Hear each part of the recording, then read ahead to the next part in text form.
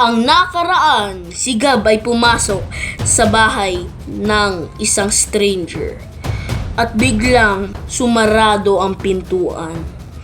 At iba pa, makikita nyo ngayon sa video ito.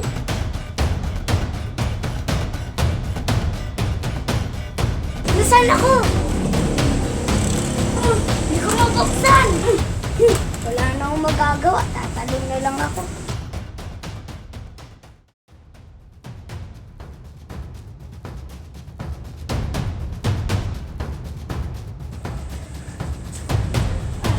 Sakit naman, pero unti na. Buksan! Ano ba yan? Ikaw na naman! Halika nga dito, mapaparusahan talaga kita at magsasama kung bakit ka dito pumunta sa bahay